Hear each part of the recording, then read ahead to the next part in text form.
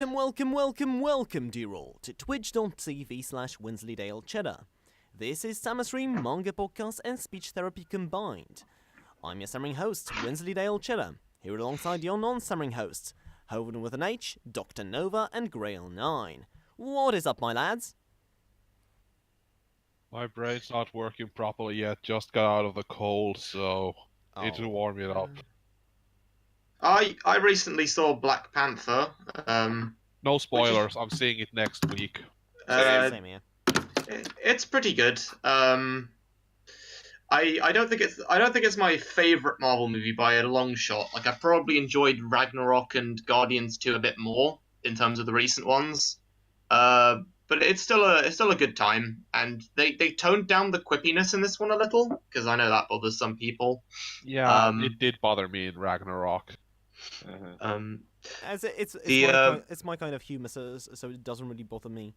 My favorite from the Marvel roster was probably Civil War because it reminded me of Water 7.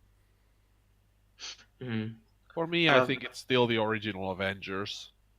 Yeah, that's probably mine as well. For me,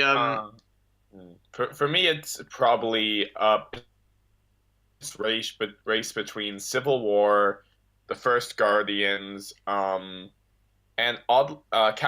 Captain America: The Winter Soldier as well, which I thought was excellent. Mm-hmm. And oddly enough, Ant-Man. I really adored Ant-Man. Oh, Ant-Man was great. So I would say that maybe closest to the Avenger for me is Doctor Strange. I could see that one was decent enough. I liked it. Yeah. I liked Dr. Stone too. No, wait. That's annoying. Sometimes I type out the hashtag wrong when I'm posting on like Twitter thoughts on the Jump series, and I say Dr. Stone with an unabbreviated Doctor because I'm just so used to seeing Doctor Strange and Doctor Who spelled out like that. Loving that Kohaku outfit. Hashtag Doctor Strange. What the hell? Kohaku is the best companion. So speaking of Marvel, guys, who would you say is your favorite superhero? Mine, I think, is Snake Man. A transition. I'm more of an All Might kind of guy. So, One Piece. Also, yes, All Might. The Flash for me. Wally West only. I can see that. So, yeah, since we were talking My Hero Academia, is that what we're starting with? No, anyway, it's One Piece. No. Anyway, One Piece chapter 895. Guys, we are nearing the 900th chapter, which is crazy. It's crazy, guys. It's crazy. It is like I often like forget whereabouts we are until we reach the big milestones, and it suddenly hits me like, oh god, it's been going on this long. Wow. Yeah, like that's how many years? If we say that it's like 100 chapters is 2 years, then we are approaching 18 years. It's actually a little more because because Oda does have to take. Because it started in 97, so it's more like 19 years. I thought it started in 96. It was 97. Okay. Now I'm just wondering if we'll be able to hit the end of the arc by the 900th chapter. Somehow I doubt it. I definitely think I think Oda might have padded out certain parts of this arc to make it so that a big milestone thing happens on chapter 900. I don't know if that's going to be the end of the arc or just an important sort of bookend to it. I think definitely a bookend to it will happen there, because we had that with Dressrosa where it was the formation of Luffy's fleet. Given how much packed every chapter is, I can't really see it, but fair enough. So, is it just me, or isn't Snake Man that much different from Pound Man? Yeah, I thought the same thing. Like, Pound Man couldn't really do that. Or could it do that it goes all around the fist? I think we had several. It has a power like that. I think the deal with this one is that it just does the same things but much faster and probably with less power behind it. Yeah, maybe that it's just like Chopper has his forms. It's just the same basic mechanics of the Gear Fourth, but in a different specialization, I guess. Yeah, that's definitely how I've seen it because a lot of the negative criticism I've seen from this, personally, I think it's because people were looking at this as if it was a new gear, as if it was a fifth gear, which it's not. It's a subsection of Gear 4, and for what it is, I actually adore this. I think this works really well, and I think it looks really cool, personally. I think it's fine. I as well. I think I would have been disappointed if it was a different gear, but yeah, this is fine. It's fine. It's fine. It's fine. It's Hello, fine. Lindsay. I did love that gag. Yeah.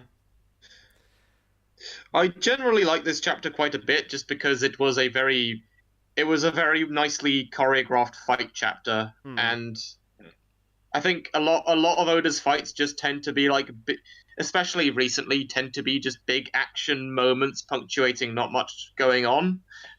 So it's nice to see a bit of like back and forth that seems to have been really like thought out and panelled out. Yeah, it's a bit, as you've mentioned on Twitter. It's a bit messier on my end in the scans, but yeah. Like when I read it in the, I haven't read a scan in ages. I read this one because I knew I'd get spoiled on it, which I would have done, because someone posted to Twitter immediately after I read it. Yeah, it looks a lot cleaner in the Viz. Even so, every hit looks like it hurts so much, and yeah, I think this was a great fight overall. It had great emotional drive behind it from both sides, and yeah, but apart from Flambe's chapter, I complained a little about. I enjoyed every panel of the fight. No, I think this is all pretty excellent. I mean, Dressrosa, I actually really liked a lot of the fights in that, but this is something very different than what we've got in the sense that, like, this is extremely competitive, extremely kinetic, and it's actually a case where you have two people with somewhat similar powers, but they're different enough that it doesn't become boring. Because, I mean, to go back to Marvel, which we mentioned earlier, an issue some people have had is that a lot of Marvel movies, the final battle is against two people with exactly the same powers. Sorry. But in this case, that's not the case. They have different abilities. The way they utilize them is similar enough that it's interesting to see the connections, but not too similar where you're just seeing two people with the same punches attack each other. And just again, we're seeing why this is, I'm going to go out and say, one of the better fights in One Piece as a whole. Because I've just loved the way this has played out so far. Yeah. However, I still say that while this was really well choreographed and had some good back and forth, I still do think this fight's been dragged out for too long, and I'm just glad it's finally ending. I don't necessarily think that's the fault of the fight, though. It's because I wasn't on the podcast last week, but I did have an issue with how Last Chapter did just sort of have that jumping around factor of like, and here's back to the chase that's happening. I felt like if this was one continuous fight, I don't think we'd have that issue. I think it's because it keeps getting punctuated by other things that we're feeling a bit of fatigue from it. Yeah, I do understand that, and especially since the other things don't seem to really be progressing all that much. Since last week it was just, Capote is still on ship heading here. Guys, Rohats are still on ship going away. Yeah, I did kind of Smoothie's laugh at. really No, big we now. can't get to this island. This is too close. We have to get to this island. But Smoothie's really big now, guys. Because as we know, whenever someone gets really big in manga, they're hot shit now. I mean, in One Piece, it's actually more played straight. I mean, kind Still, of. this Luffy... was okay chapter. I mean, on first reading, I was just fighting. Oh, off next week. Okay. Second time, the fight choreography was actually really good. Mm-hmm. Yeah, So, I'm still looking forward to see how it actually ends next week. Mhm. If it does end next week, I hope it ends next week. Yeah. Because if it doesn't, then by then I will probably be on your side, and this will probably give me a bit of arc fatigue as well. Well, in any case, shall we move on to Food Wars, chapter 251? Okay. Let's. So I'm a bit. I know I'm an outspoken fan of Rindo.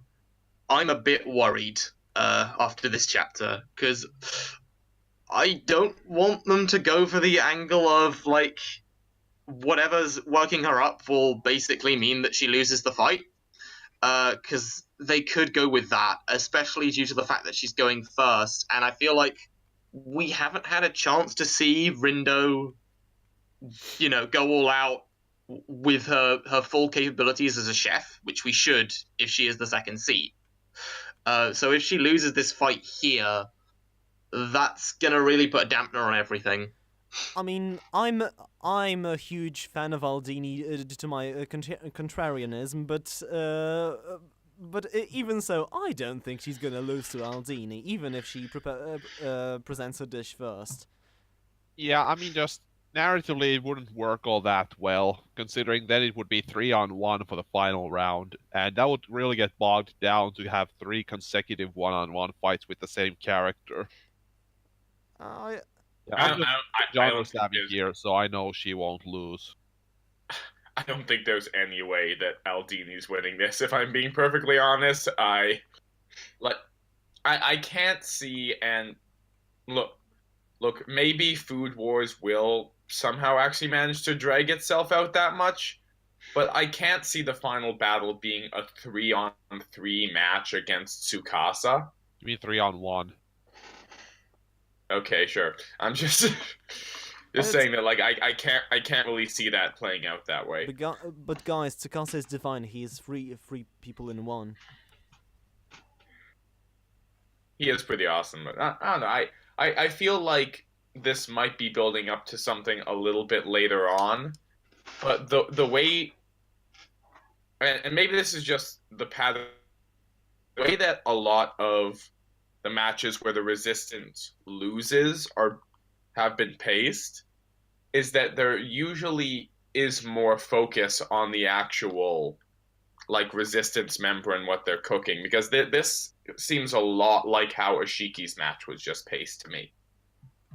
So though I do wonder why Senseimon accepted the judge change, especially when their main opponent is one of the new judges. Like, everyone here was calling out what a bad idea this is. Oh, it's the dumbest shit. I get that it's this shonen thing of like, but I can make even Azami acknowledge my food. And it's like, yeah, but Azami has shown to be the guy who's just like, well, you have to make noodles? Well, you don't have any flour. That fucking sucks. Like, he's an asshole. He doesn't care about honor and stuff. Yeah, he would just say, okay, I'm voting for this guy. Yeah, I know I didn't taste either food, but I'm just doing it because why not? Did you really think I was gonna play fair? God, I just suggested that as a joke, and Senseimon accepted. I don't know why. Oh God, this was easy. He really does seem like pull a tarantula out of his pocket and throw it on Aldini's dish and be like, "There's a bug on your food. I won't eat it." Tarantulas aren't bugs. Okay, but I'm still not. He just becomes full body. Or he just goes like, I feel a bit full after Tsukasa's dish. Yeah, I'm just gonna vote now. I don't think I can take another bite. It's impossible, Greil. When you become a judge, you have an black hole void in your stomach that allows you to eat as many dishes as you can. I thought we discussed this. Yeah, but I just finished judging Iron Chef in the stadium next door, and you know what? I'm not sure I can, I might just be able to eat only Tsukasa's meal going forward. Sorry, guys. Also, Soma, like, when you go to your break, pay no attention to that guy in the corner with the baseball bat running towards your knees. I'm sure he's just here asking for an autograph. So what do you think No. about the new judges? And I think it's weird that they introduce it here at this point, and not just for the last round, where it's just we're down to we've gone through this bout, and like, oh, for this, for the final top two and from each side, we're gonna have a new set of judges. That seemed to make more structural sense to me. I think there's a reason why we have these new judges is because the mangaka for the final round was like, you know what, I'm just going to take out the 2 male judges and just replace them with their female counterparts, because why not? And just leave the 1 female judge because... Yeah, we can keep them as fan service. so, I don't know. I'm just waiting for Takumi to eventually marry Rindo, take her last name, and become the leader of the Tamakoma branch in World Trigger. Yeah, the guy that looks like you say. And then he has a daughter who moves it to a flat with a bunch of dragons. Yeah. Dragon girls. That guy who looks like Hughes in World Trigger, his name is really Takumi Rindo, and yeah. But this is just a theory, a manga theory. I got lost somewhere around this joke train. I'm not sure I found my way back yet. I'm pretty sure I stuck on. I mean, I did have to get dragged along a few of the last parts, but yeah, I'm still on the train. Okay. Nah, there's just that. There's that volume cover where it's just Rindo with the alligator, and I just tag it with Miss Kobayashi's Komodo Dragon Maid. Yeah, but the one joke I really do like is when Azami's going, yeah, I really wanted to taste my daughter's cooking. And during the Moon Banquet Festival, a rather unwelcome obstacle got in the way. So it's just oblivious going, huh? Someone got your way? Man, wants to be a real dick getting in food. You should have punched him. I just love Azami's like, good idea! I just love how yeah, I really wanted to taste my daughter's cooking, so I'm just gonna join the judges after she finishes up cooking, and I have to taste Aldini's dish instead. Or it's just his thought process, like, pizza. Or it's just his thought process, like, I really want to taste your cooking. Not gonna lie though, those pancakes look like shit. But now hopefully you'll step up your game, girl. Alright then, shall we move on to My Hero? Yes. So, My Hero Academia, chapter 171. So, first of all, I love the introduction, showing the past generations of biggest heroes and villains and the potential lore that the forces represent. And then it just turns into a joke about this Team Rocket duo. I love them. Except this guy's got way more dignity than Team Rocket.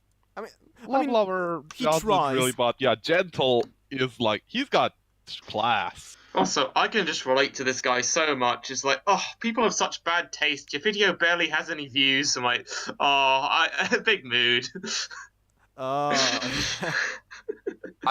love the joke in My Hero Academia more, where like you look at the comment section of his video and it's just trolls. Like it's just inherently amusing about that. Here's just people saying, this is boring. Let's just watch Logan Paul instead. I mean, I know Gentle is like a thief who like beats up a bunch of heroes wherever he goes. He's still a better guest in Japan. Yeah, but he's getting taken down because he doesn't get as many views. Aww. Exactly, it's because he's actually doing it for real. What he should do is claim it's a prank. Then everyone will watch it. Yeah, exactly. No. This is my rob a grocery store prank. Why are you calling the cops? It's just a prank, bro. But he's still like, I did say last time that I was kind of worried about how this would affect the lighter school arc that I hoped we'd get, but this guy's such a goofball that I'm not even worried anymore. Even if he gets in, he's not really gonna start much shit. He might accidentally end up creating like an attraction for the festival in his attempt to try and sabotage it. I could see that some sort of gag along those lines turning up. Yeah, and I'm glad we're more going down this angle because if I'm going to be honest, when we were sort of focusing on how in the last chapter some of the other students were like, oh, like that class, they're always causing trouble, aren't they? I really hoped My Hero Academia wasn't going down that because that is the dumbest argument I could have possibly seen. Other students not liking Class A is the fact that they keep getting attacked by villains and kidnapped. Yeah, So, well, at least Mako calls them out on that shit. Like it's our fault we're getting attacked. So let's beat them to submission with music. Let's I'm murder them with music. Oh, so I'm glad we're not focusing on that angle as much because to me that was a pretty weak. But I'm glad that we're more focusing on stuff like this, and there's just something remarkably refreshing about the way My Hero Academia does arcs like this. Because even though some people could call it filler, which I personally don't, the characters are already so interesting and so fun to watch work off each other that it doesn't come across like that at all, and quite the contrary, it actually is really enjoyable to watch.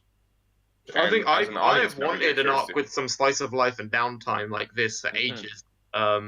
It's kind of like the Foxy Pirate stuff in One Piece.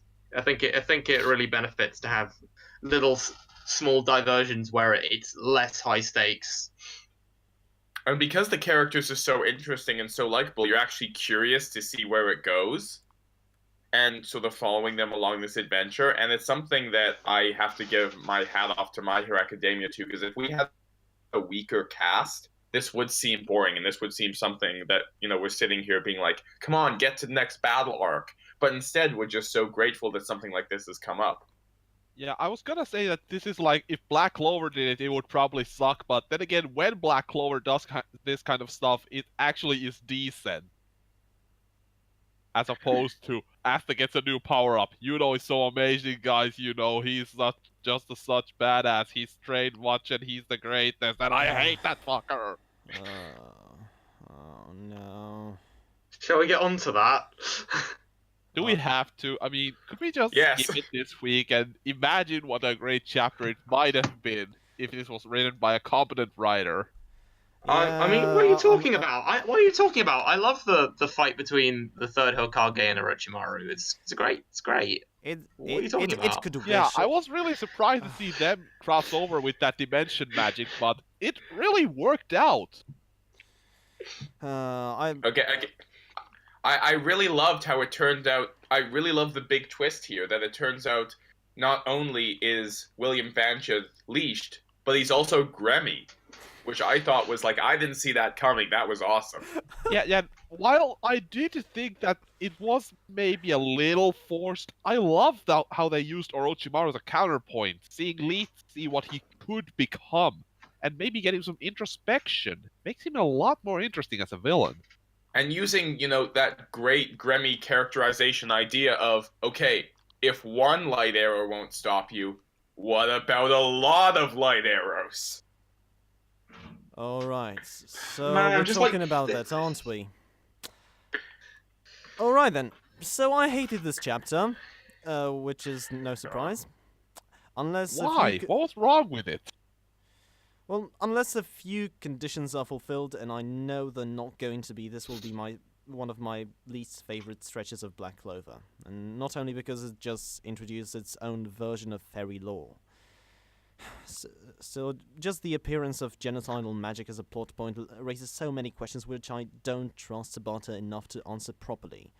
So, like, if Leash could use the Arrows of Judgment before, why didn't he? If his goal was to punish the Clover Kingdom for the very ambiguous sins that they have committed, Why did he cast the spell in this very specific instance, when he could have achieved better results at almost any given time? If the Wizard King was the only thing that prevented him from casting that spell, you could do a number of things that would allow you to have the cake and eat it. Cast a spell while he's asleep, while he's locked in a battle with someone else, while he's in a building, unaware that light swords are raining from the sky. And this While is he's only watching Black Panther.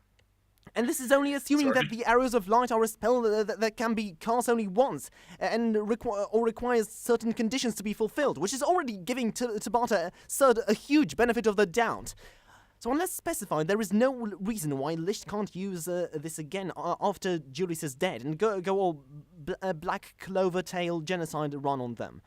And another thing, we've been mentioning the empty platitudes that both sides of the conflict are spouting without further thought behind them, and while we completely forgot to mention that the ideals opposing doesn't make any bloody sense.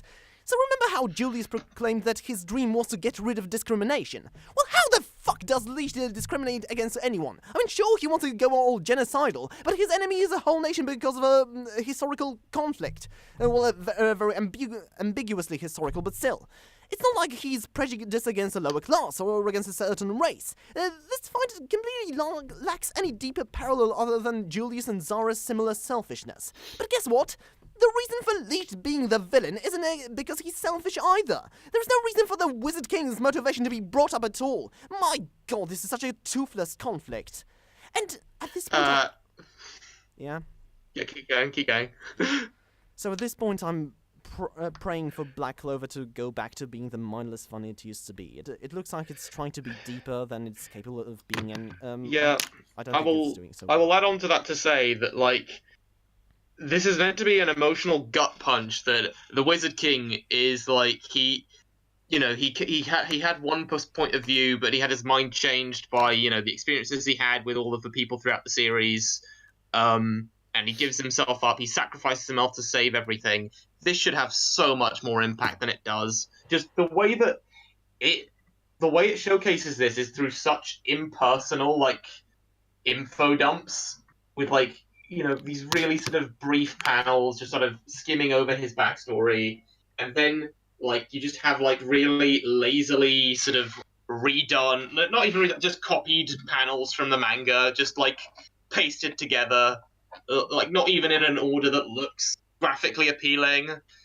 I feel like you could do this kind of thing so much better if you actually had, like, a backstory that flowed more like a story and showed him really, like, kind of grappling with the snootier, darker side of the kingdom, and then kind of becoming disillusioned, and then coming out of that disillusionment when he sees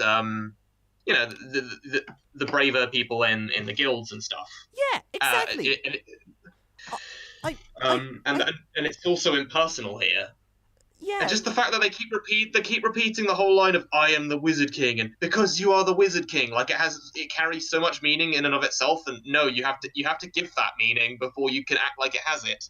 Yeah, exactly. I feel like they're trying to have the title of the Wizard King mean the same thing as kind of the symbol of peace in My Hero, but due to its crappy story structure, it can't build up to it properly.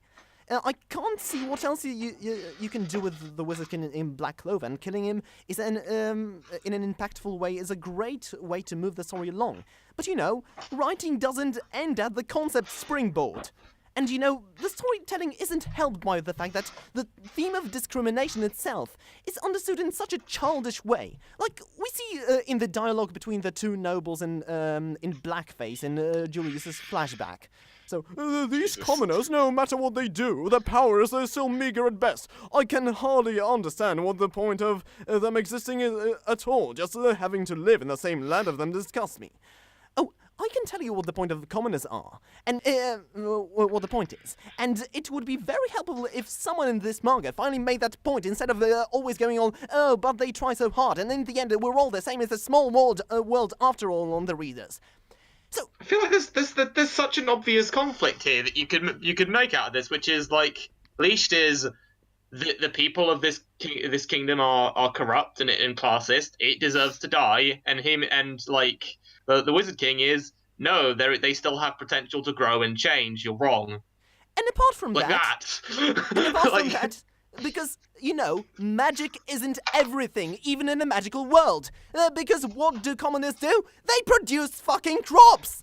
Do you understand how the medieval society works at all to butter you bloody child? Or do you just have the understanding of the world of a 4-year-old has and think bread and ham just magically appears in the supermarket? Presents produce food, which I think it would be quite important for a society to survive, even in a magical land like a Clover Kingdom is. And I dare say it would be a teensy-weensy bit more important than fucking magic, unless you have spells that can produce food, which I don't think you have shown us. And this is why the world of Black Clover will never feel real to me. Despite claiming to be empowering for the working classes, it is never down to earth enough to discuss how the Clover Kingdom society works from the grounds up. It's more interested in great big magical duels and international conflicts and wars than the lives of its people. And while claiming to speak for commoners, it's patronizing, it's pretentious, it's so very fake. I hate this chapter. There's almost there are almost so many like little things here to pick apart that I'm finding I have to pick and choose certain things to focus on. One of the things I always find an issue, and it's an issue here, is that you can't introduce something to your universe, something that very well might exist in your universe, but simply by introducing it breaks certain laws of the universe. It was an example that I had an issue with in Last Jedi, which is that you can't weaponize hyperspace. If you do, that breaks the entire Star Wars universe. Here, in the sense that if Leashed can always do this, can always just show up and rain down an entire death upon the Clover Kingdom at any point, why does he need to... I think his plan is to, like, resurrect an evil demon or something like that to destroy the Clover Kingdom. Why does he need to do that if he can already do this? Exactly. It just sort of seems... It just sort of seems as though his plan should have just been this whole time, you know what, forget the magic stones. I don't need them. As long as I kill the Wizard King, I can just destroy the kingdom at any time. Yeah.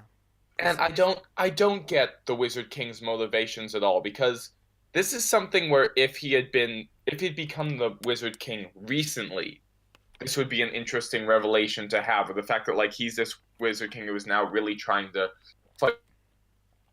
But because it's implied that he's done this, like, he's been the Wizard King for quite a while now, finding this out about him is actually actively damning to his character, because it implies that he's either so incompetent or so lazy that he zero impact on the Magic Knights in terms of equality. The only impact we've gotten is that apparently it's become a bit more common for commoners to become Magic Knights, but that's a pretty tiny little bit of progress in comparison to the world of Black Clover that we understand right now.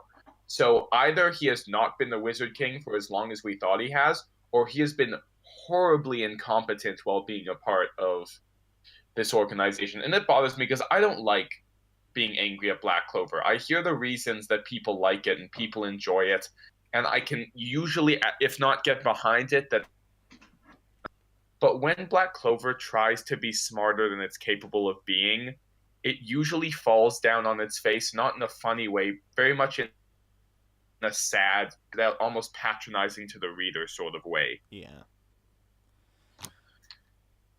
Whew. Okay, I gotta breathe now. Where's my water? You really put a lot more thought into it than I did. Guess it's just that I've stopped caring. I mean, generally speaking, I have. It's just like while while Wensleydale... while Wensleydale was ranting, I kind of thought about the chapter more and read through it, and that kind of raised some thoughts to me about it. Like, usually I just read through a chapter and I get no impact from it. It's only really when I, like, hear people dig into it that I think about it more. Can I just ask again how this attack on their base was a surprise to anyone? Because, don't they have, like, what, like, 4 different spies within this organization, 2 of which are magic captains. Yeah, so at this point, this wasn't even.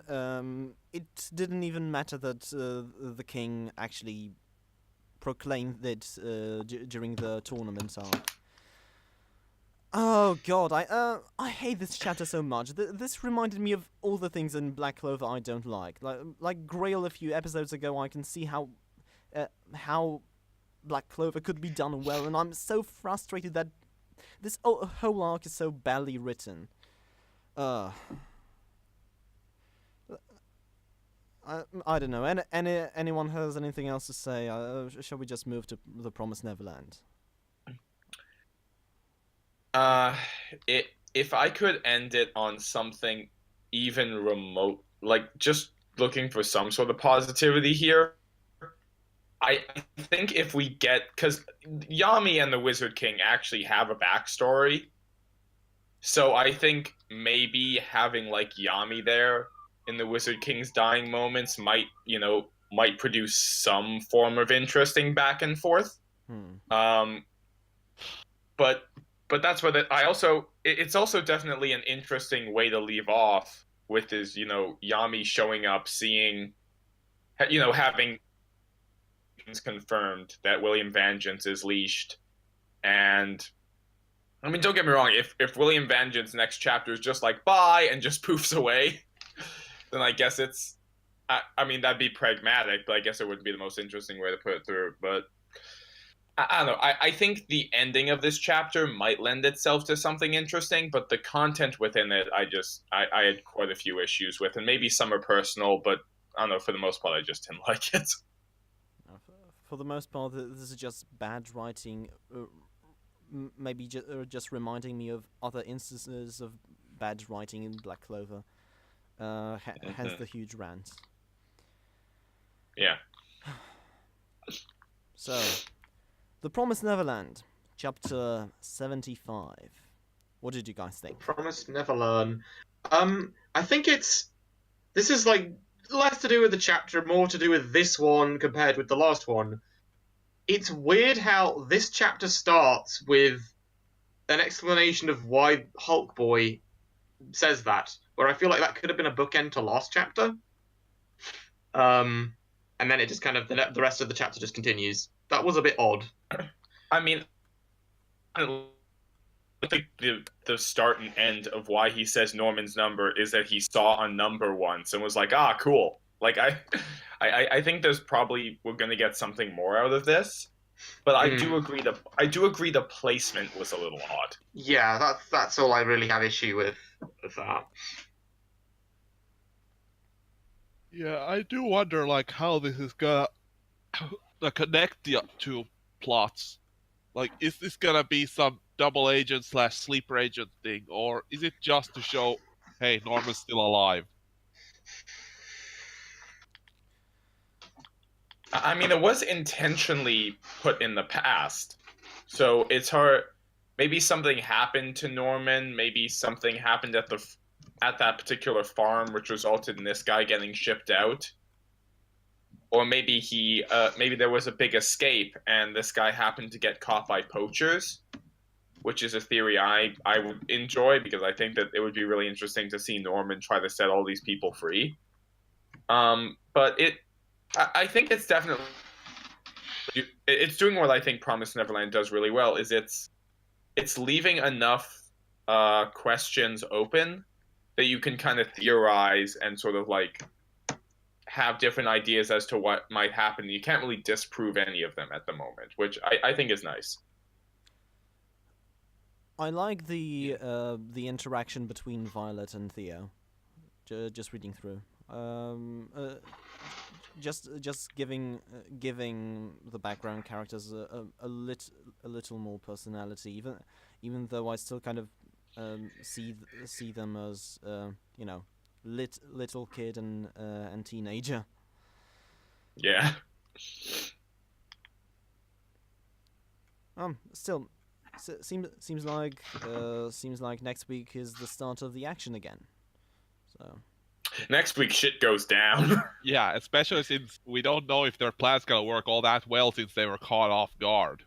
Yeah, I'm thinking I'm thinking more people will die than usual, and this will trim down the cast to once again maybe just the most interesting characters. Or maybe next week we'll see what Ray what hashtag Ray and Billy Bob are planning. Yeah, I do wonder if they're gonna somehow get involved with this. I hope they come down on paragliders. I don't know why. I just maybe they just kill a few demon bats and glide on their stiff corpses. Hashtag Ray, he's the man. Oh god, it's funny that you say that, given that this was one of the introductions. This was the reintroduction of Robo and his caddy in Robot Laserbeam, one chapter. Still read that. This was a bunch of chapters ago. I stopped. I really hope. Dorian. Matt, I really hope once they get caught up with the free chapters and the volumes that they add Haikyuu to the magazine, because I'd like to read a sports manga alongside all the other stuff, and I just could never get into Robot X Laserbeam. Isn't Haikyuu in the Jump roster? Nope. It's what they're doing with it right now is that they're releasing free chapters about like sort of twice a week, and then releasing volumes to cover that detail. So they're kind of slowly making their way across it. Although it is definitely a speed up compared to what their usual output of series is, because they've been, they only licensed it recently. Okay, I mean, we could add it, even though I'm not sure how recapping Haikyuu week to week would be like. I think for that, wait until one of us, probably me, because I'm watching the anime right now, gets caught up, and B, wait till like the free chapters that are released on Viz get more consistent, like get into a more consistent schedule. Because right now it just seems to be in a speed up at the moment. Yeah, I just can't imagine that since. I mean, I do read it and I do enjoy it, but I don't know how I would exactly describe it apart from okay, they play volleyball. I mean, it's a good character. Yeah. I'm similar with Hunter x Hunter in the week on, but often there are weeks where I just don't have anything to talk about. Because there are so much chapters of just establishing loads of stuff, which I'm actually getting a little frustrated with now. It's kind of starting to lose me, but yeah. Well, count your blessings. It might be off next week. All right. Shall we move on to we never land? We never land. The most stubborn pilots ever. This chapter is thankfully a return to the more regular kind of content I'd expect from We Never Learn, as opposed to just really weird fan servicey chapters, which we've had like quite a slew of. So I was glad to see that. Yeah. And I do really love the joke of Rizut's putting on that mask for very petty reason. And just a kind of mask, a huge head with it, like it just had me laughing like half a minute straight. It's kind of adorable that she would just think, oh yes, this is what normal people do, isn't it? Yeah, all the jokes that kind of lean into how kind of robotically she thinks are great. So, I also like that, like, she spent so long like worrying about like what he'd think of her appearance and like him like trying to work it out, and then like the thing that kind of ultimately him just saying her first name is the thing that kind of throws her off guard at the end, and she just kind of like, I don't really care about what he thinks of Bangs anymore. That I thought that was quite sweet. Yeah, and also just the fact that does he say that she okay, that she smiles more? Okay, yeah. Yeah. Hmm. And now her dad's no longer allowed in the house.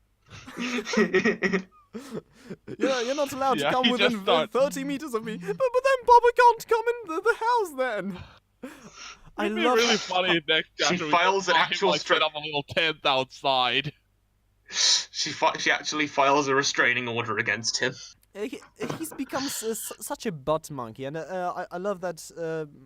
You know, usually in a harem series, the male characters aren't that interesting, but the dads are great.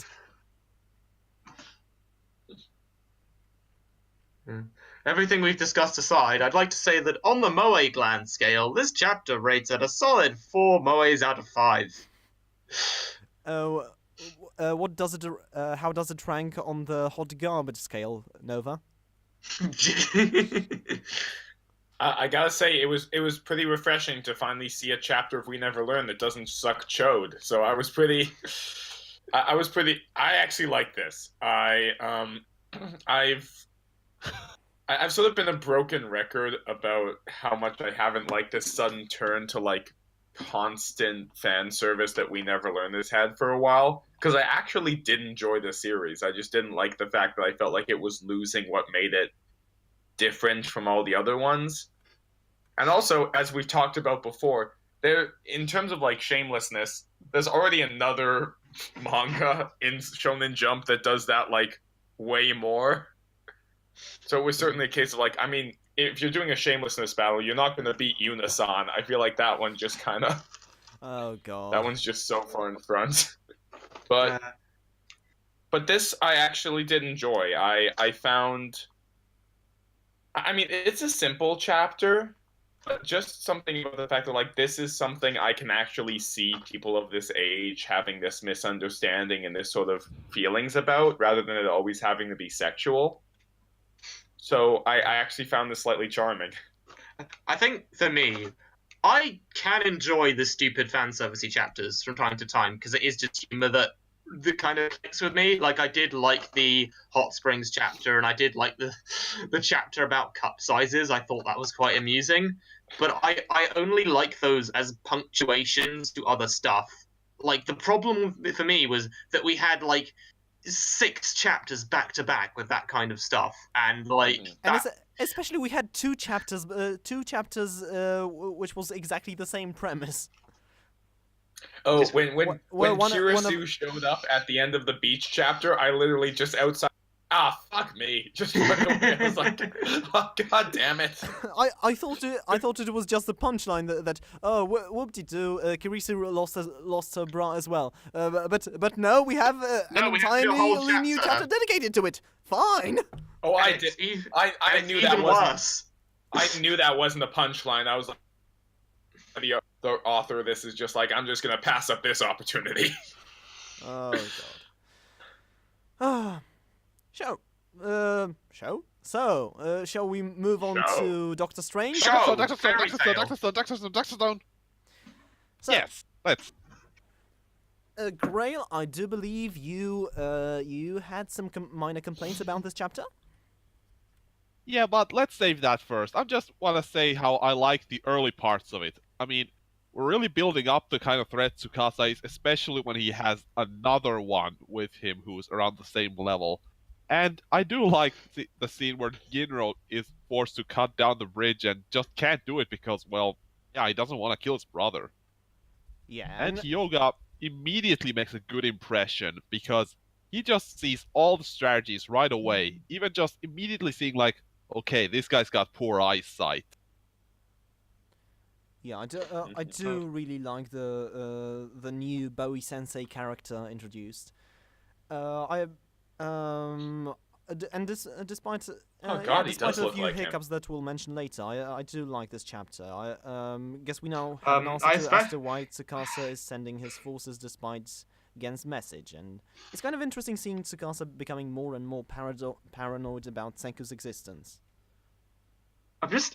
I'm just looking at this like big spread on this visual on the chapter where they on the 2-page spread where they show the chapter title, and Kohaku's anatomy here is very strange. Following on from the trend of how Ruri was drawn a couple of chapters back, like it looks like her right buttock is like swollen or just kind of dislodged from the other one. Now I see when I look at it. Like there's foreshadowing and there's foreshortening and then there's that. Foreshadowing. Foreshadowing. It's like a foreshadowing to other misshapen rears to happen later in the story. Guys, I think we might have foreshadowing for an arc where when it turns out that Kohaku's bones are misshapen, just horribly misshapen, and she has to undergo therapy. I mean, with all the inbreeding, you can't really like. Yeah. Had to have happened at some point. Oh, I like also how the modern times people look more like cavemen than actual Stone Age people. Have you noticed that? Yeah, I do wonder why they are so cavemanish, and Yeah. I guess later we will find out why these guys are all so eager to just start killing people because Tsukasa told them to. I was gonna say, did Tsukasa just go to like a beefcake gym that like somehow had survived the 3,000 years? It was like, oh, this is perfect. And remember, they all have to be 17 or younger. I think he went to Angel Grove, because those teenagers, they kind of look like Power Rangers teenagers. Now, Power Rangers weren't that much beefcakey. But do they have attitude? Does bad attitude count? Yeah. Maybe. Okay, then they do. Maybe they have some pink energy. I don't know. Yeah, I'm just hoping we get to see Tsukasa at some point so we can get some insight on how his morality works here. But now I did have one problem with the chapter, which is that in the end, there's a cool scene where Senku just places his hand and lets Hyuga know that, go tell Tsukasa that Ishigami Senku is alive. And it would be a cool scene if it was not probably the dumbest thing he could do. Let's think about this. You do remember that Taiju and Yuzuriha are still with the Tsukasa Empire. I was just gonna say the exact same thing, where it is just kind of like him saying like, and go tell Tsukasa to murder my best friend and his girlfriend. Yeah, either he's gonna kill them, or he's gonna hold them hostage so that he can easily kill you. And let's not also forget, now that Gen's gone to that side, since he's still a double agent, now Tsukasa knows that Gen just lied. So how are they gonna explain that one away? Oh, I just didn't notice him. I didn't pay that much attention. I did wonder why they had power generators, though. Oh, I thought Senku was the hot chick. Oh shit! Yeah. I mean, we have no pictures in this world, so you really can't blame me. The question is, they've lost their double agent, and he's likely to do the same to Genos in year 2. So unless Senku has some really good plan, and I'm willing to give him the benefit of the doubt that he does because he's not a stupid person, but still, this really did not come off as Senku being too smart. The question is, could he have saved Kinro any other way? Because I think it's fine to assume Senku's not a complete emotionless sociopath, and even despite this being a bad plan, I don't see him abandoning Kinro just like that. Since he's not a complete he could have still had someone sociopath. else fire it. Just stay hidden and just make the impression that they somehow do it on their own over however long they've existed. He would still, because Gen was in this reported to him once, so he would have already mentioned it, and they wouldn't come up with firearms in this little stretch of time without a genius's help. So Except maybe they if did. you see firearms, then Senku was there.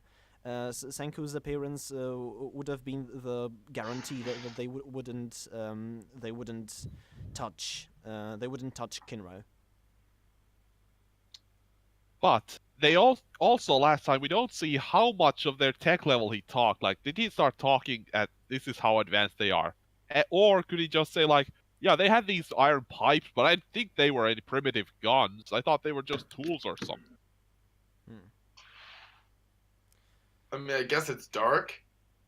I don't know. Still Taiju and Yuzuriha can play dumb, and actually I like the little detail that Gen actually pulls Senku's bluff rifle back to still appear to be on Tsukasa's side. Then in a later panel we see him running away back with Tsukasa's forces. I doubt that Tsukasa isn't going to Tsukasa's not stupid, so he will assume that then Gen had lied to him before, and even though Gen can maybe explain that he just appeared later, and then they made me a prisoner, so there's nothing I could do. I doubt that Tsukasa is going to believe him, but I can see what the thought process might be in these very specific circumstances. Like, we have to save Kinro. Okay, this might be a bad plan. Ah, shit, we're gonna go with this. We don't have any time.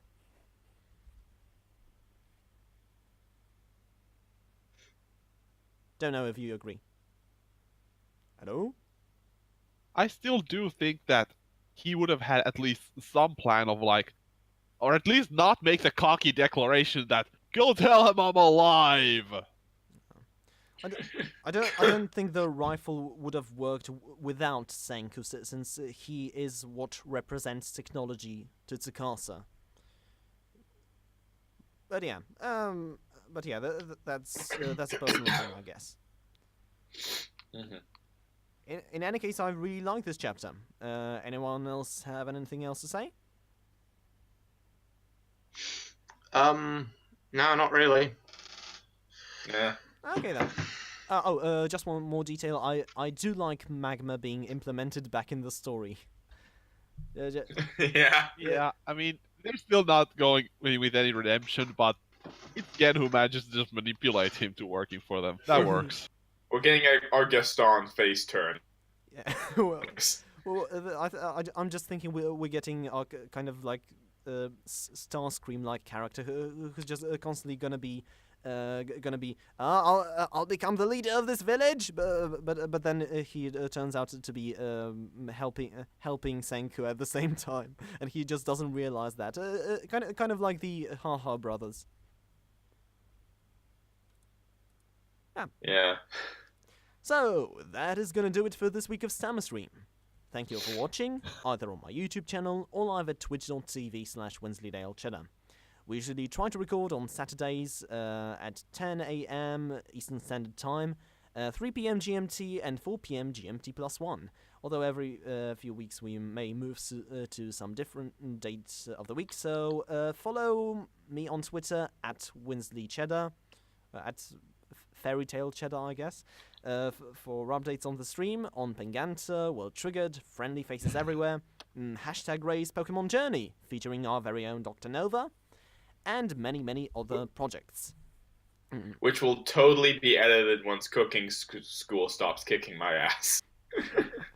Fine, no worries. How long has it been since we published the second episode of World Triggered? I mean, Fair enough. You mean third episode? Well, we haven't published it yet. So yeah. Okay. Follow Milo at HovinwithanH for anime waifus, and Trial by Guilty Crown, a series of anime commentaries he does with Castor. You can find it on. We're on the home stretch of those. We've got through a pretty large chunk in our last episode, which is coming at some point in the near future, and the last one should be our final episode. Yes, and the one that is going to come out soon enough might have a special guest. I wonder who that might be. Is it me? Probably. Oh, sweet. I didn't know that. No, I'm kidding. I'm not. It's not me. Well, we dragged you and got you to London. Got you to London with us. Yeah, it definitely wasn't a bad Gilbert Gottfried impression from me. It was the real deal. What about my awesome Sean Connery? Can we get Sean Connery in for the guilt crowd? And follow Greil at Nuclear Android for the Danganronpa podcast he, Nova, and Hovin do every once in a while. So, sincere thank you to... Well... Yep. I think every once in a while is apt since we've done it once. I'm up to do the next one. I'm up to date.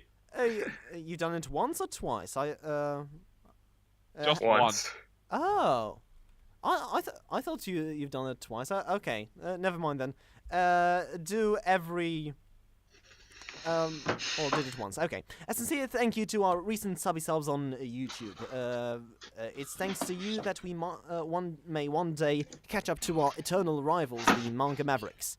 Do please check out their show. It's on YouTube in actually short, consumable chunks.